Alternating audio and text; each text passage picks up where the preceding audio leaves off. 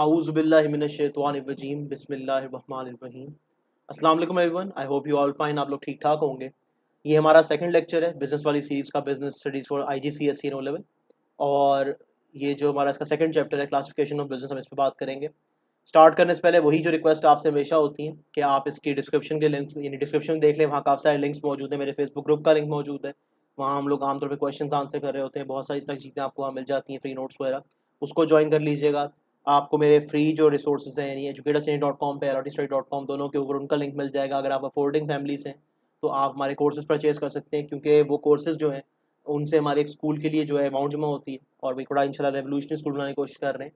वो कोर्सेज वक्त मई जून 2021 के लिए तो अवेलेबल नहीं है, लेकिन ये है कि अगर आप कभी बाद में वीडियो देख रहे हैं तो आप वो ले सकते हैं।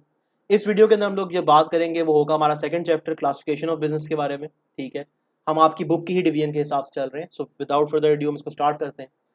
आपकी इकोनॉमिक एक्टिविटी के 3 स्टेजेस होते हैं, the primary stage, secondary stage और टर्शरी स्टेज। जो आपका प्राइमरी स्टेज होता है, basically it is involve with natural resources. ये किस ना किस तरह नेचुरल रिसोर्सेज इन्वॉल्व होगा। ठीक है, इसकी जितनी भी यानी बेस होगी, सारा इसका फोकस होगा प्राइमरी सेक्टर का। ये या तो नेचुरल रिसोर्सेज को प्रोड्यूस कर रहा होगा, ठीक है, रॉ मटेरियल के तौर पे, या ये उनको एक्सट्रैक्ट कर रहा होगा, यानी ऑलरेडी जो नेचुरल रिसोर्सेज मौजूद हैं उनको एक्सट्रैक्ट कर रहा होगा। इसमें हम मिसाल ले सकते हैं एग्रीकल्चर की, एक्वाकल्चर की, हम इसमें मिसाल ले सकते हैं फॉरेस्ट्री की, फिशिंग की, माइनिंग की, क्वेरियंग की। ये तमाम चीज़ें जो है हमारी प्राइमरी एक्टिविटीज़ के अंदर आती हैं, क्योंकि इनके अंदर हम लोग जो है रॉ मटेरियल या तो बना रहे हैं या रॉ मटेरियल को एक्सट्रैक्ट कर रहे हैं। ठीक है, और ये बेसिकली ये जो नेचुरल रिसोर्सेज हैं ये रॉ मटेरियल बन जाते हैं हमारे सेकेंडरी स्टेज ऑफ एक्टिविटी के लिए। जो हमारा सेकेंडरी सेक्टर है, इसके बेसिकली 4 कंपोनेंट्स हैं लगभग जो आपको मिलते हैं। प्रोसेसिंग इंडस्ट्री है, मैन्युफैक्चरिंग इंडस्ट्री है, असेंबली इंडस्ट्री और कंस्ट्रक्शन इंडस्ट्री है। जो प्रोसेसिंग इंडस्ट्री है और जो आपकी मैन्युफैक्चरिंग इंडस्ट्री है, उसमें फ़र्क ये होता है कि प्रोसेसिंग से आप रॉ मटेरियल को लेते हो प्राइमरी इंडस्ट्री से, उसको सेमी फिनिश्ड फॉर्म में लाते हो, यानी वो इस फॉर्म में नहीं होता कि आप कंज्यूमर को बेच सको, वो आगे मैन्युफैक्चरिंग इंडस्ट्री में यूज़ होना होता है फाइनल प्रोडक्ट बनाने के लिए, लेकिन वो प्रोसेस हो जाता है, वो अपनी ओरिजिनल नेचुरल रिसोर्स की फॉर्म में नहीं रहता।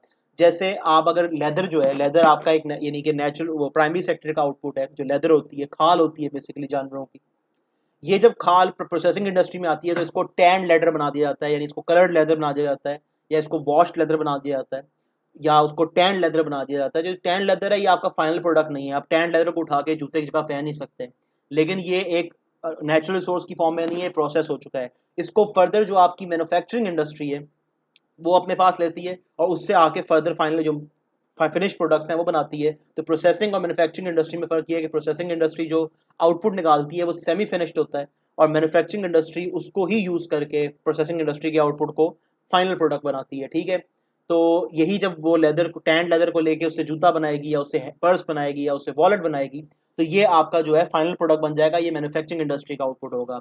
उसके बाद आपकी जो असेंबली इंडस्ट्री है, कई सारे मैन्युफैक्चर्ड प्रोडक्ट्स जो होते हैं, फाइनल प्रोडक्ट्स जो होते हैं, उनको असेंबल करना ज़रूरी होता है to make another final product. जैसे आपका जो आईफोन की चिप्स हैं, ठीक है, वो कहीं और बनती हैं, आपका जो उसका स्क्रूज होंगे वो कहीं और बनते होंगे, आपकी बैटरी कहीं और बनती है, तमाम चीज़ें असेंबल होकर आपका फाइनल आईफोन बनता है। ठीक है, तो basically assembly industry, manufacturing industry और processing industry usually manufacturing industry की आउटपुट रहती है, उसको जोड़ के एक नई चीज़ बनाती है।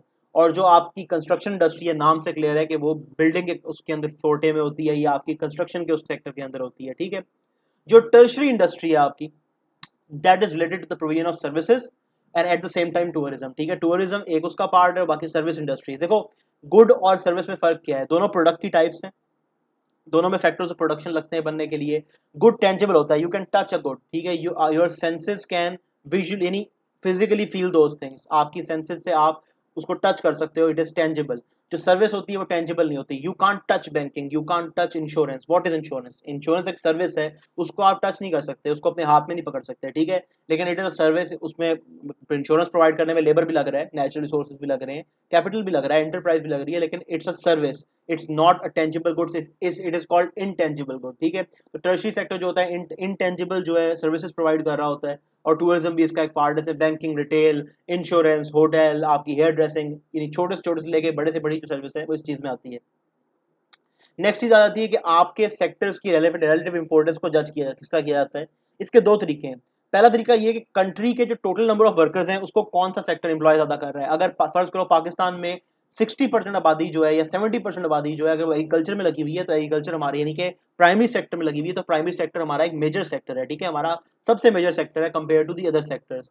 इसी तरह अगर फर्ज करो किसी और मुल्क के अंदर जैसे चाइना अब डेवलप हो रहा है, उसमें फार्मिंग का अगर वो कम है यानी प्राइमरी एक्टिविटीज का कम है और मैन्युफैक्चरिंग या प्रोसेसिंग इंडस्ट्री में सेकेंडरी सेक्टर के अंदर ज्यादा लोग इन्वॉल्व हैं, तो वो आपका जो है उसमें यानी कि सेकेंडरी सेक्टर जो है ज्यादा इंपॉर्टेंस वाला है। एक तरीका ये है। दूसरा तरीका ये है कि आप वैल्यू देख लो जीडीपी की, ठीक है, यानी कि आपके आउटपुट की वैल्यू देखो कि आपके जीडीपी में क्या चीज या जीएनपी में टोटल नेशनल आउटपुट के अंदर जो है क्या कौन सा हिस्सा ज्यादा कंट्रीब्यूट कर रहा है। क्या आपका प्राइमरी फर्ज करो आपकी टोटल जो प्रोडक्शन होती है इकोनॉमी में वो $1 मिलियन की है, ठीक है, उसकी वैल्यू $1 मिलियन है। उन 1 मिलियन में से अगर 800,000 डॉलर यानी $8 लाख जो है, $10 लाख में से वो वैल्यू ऑफ गुड्स है वो आपका टर्शरी सेक्टर निकाल रहा है। हालांकि उसमें बहुत कम लोग एम्प्लॉयड हैं, ठीक है, comparative to the other sectors, तो टर्शरी सेक्टर की इंपॉर्टेंस रिलेटिवली ज्यादा होगी।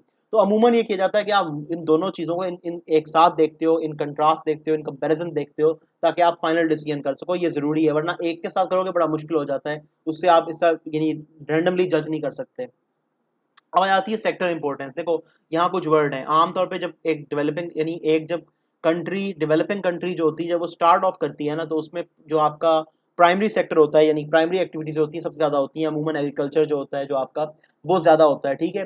फिर जिस जिस तरह उसके अंदर सेकेंडरी सेक्टर की मैन्युफैक्चरिंग इंडस्ट्रीज की इंपॉर्टेंस बढ़ती जाती है, इसको हम इंडस्ट्रियलाइजेशन का प्रोसेस कहते हैं। एक पॉइंट वो आता है जब आपके मुल्क में इतनी तरक्की हो जाती है, इतनी ज़्यादा आपकी मैन्युफैक्चरिंग इंडस्ट्री स्टेबल हो जाती हैं कि एक तो आपके उसमें यानी कि यूँ होता है कि आपका यानी कि कंपेटिटिवनेस जो है यानी उसमें आपका जो रॉ मटेरियल है यानी आपका जो फैक्टर्स ऑफ प्रोडक्शन है वो महंगे होने लग जाते हैं, रॉ मटेरियल महंगा होने लग जाता है। सबसे ज़्यादा महंगी क्या चीज़ होती है? लेबर का वेज रेट। जैसे यूके के अंदर पर आवर जो मिनिमम वेज रेट है ज़्यादा है, चाइना में कम है, ठीक है। तो ऑब्वियस सी बात है कि वहां मैन्युफैक्चरिंग करना महंगा पड़ेगा, चाइना में जो प्रोडक्ट बनेगा वो उसकी कॉस्ट कम होगी, उसकी प्राइस कम रखी जा सकती है, उसमें प्रॉफिट मार्जिन ज़्यादा है। तो अमूमन इस तरह होता है कि जो डेवलप्ड इकॉनमीज होती हैं जब वो काफ़ी अर्सा डेवलप्ड इकॉनमीज रह जाती हैं तो उन्होंने उनके अंदर मैन्युफैक्चरिंग सेक्टर की जो इंपॉर्टेंस है कम होने लग जाती है, और उसके यानी मैन्युफैक्चरिंग सेक्टर डिक्लाइन करने लग जाता है, सेकेंडरी सेक्टर डिक्लाइन करने लग जाता है। उसके कंपैरिजन में टर्शियरी सेक्टर इंप्रूव करने लग जाता है, ज्यादा इंपॉर्टेंट होने लग जाता है। रीजन क्या है? क्योंकि लोगों का स्टैंडर्ड ऑफ लिविंग बढ़ गया है, उनको ज्यादा सर्विसेज चाहिए, ठीक है, वो ज्यादा कंज्यूमरिज्म की तरफ जा रहे हैं, वो ज्यादा सर्विसेज परचेज करना चाहते हैं, उनकी लाइफ की क्वालिटी बढ़ गई है, उनको इंश्योरेंस बैंकिंग की चीजें चाहिए। और टर्शियरी सेक्टर जो है वो ज्यादा आउटपुट दे रहा है, ज्यादा अर्निंग दे रहा है लोगों को एज लेबर के तौर पे। और वहां पे टूरिज्म बढ़ गई है, ठीक है, वहां पे उन्होंने टूरिस्ट फैसिलिटीज डेवलप कर ली है, तो इसलिए वहां पे डी इंडस्ट्रियलाइजेशन होती है, आपकी इंडस्ट्रियल इंपॉर्टेंस जो यानी मैन्युफैक्चरिंग सेक्टर की जो आपका इंडस्ट्रियल सेक्टर है, जो आपका सेकेंडरी सेक्टर है, उसकी इंपॉर्टेंस कम होने लग जाती है और आपके बाकी सेक्टर्स की जो है वो इंपॉर्टेंस ज्यादा होने लग जाती है, ठीक है। तो ये चीज आपने ज़हन में रखनी है, ये बड़ा एक इंपॉर्टेंट फैक्टर है, ठीक है, इसको ज़हन में क्या आगे चलेंगे। उसके बाद क्या चीज आ जाती है? Mixed economy. इकोनॉमी की types: command economy, planned economy. इसको हम लोग इसको बहुत सारे स्टेट ओन्ड इकोनॉमी, इसमें बेसिकली जो लैंड और आपका सॉरी लैंड जो होती है वो स्टेट ओन्ड होती है यानी गवर्नमेंट के अंडर होती है फैक्टर्स प्रोडक्शन में से। कैपिटल और जो लेबर होता है इसके अंदर मोस्टली जो है इसके डिसीजन जो है गवर्नमेंट ले रही होती है और एंटरप्राइज मोस्टली गवर्नमेंट वो उसको होल्ड कर रही होती है, ठीक है। कंपैरेटिवली जो आपकी कैपिटलिस्ट इकोनॉमी होती है, जो आपकी फ्री मार्केट इकोनॉमी होती है, उसके अंदर प्राइवेट सेक्टर जो है पावरफुल होता है, ठीक है, गवर्नमेंट का इतना रोल नहीं होता। अब मसला ये है कि इन रियलिटी ना तो परफेक्ट कमांड इकोनॉमी एग्जिस्ट करती है, ना परफेक्ट जो आपकी मार्केट इकोनॉमी एग्जिस्ट करती है। हाँ, ये कहा जाता है कि Russia is very close to a command economy and United States is very close to a free market economy, लेकिन परफेक्ट नहीं है। अब मिक्स्ड इकोनॉमी में जो चीज आपने याद रखनी है, मिक्स्ड इकोनॉमी तब होगी जब रिलेटिवली प्राइवेट सेक्टर और पब्लिक सेक्टर का साइज सिमिलर होगा। अगर प्राइवेट सेक्टर 20% है और पब्लिक सेक्टर 80% है तो ये मिक्स्ड इकोनॉमी नहीं है, ये कमांड इकोनॉमी की तरफ जा रही है, more incline to command economy है।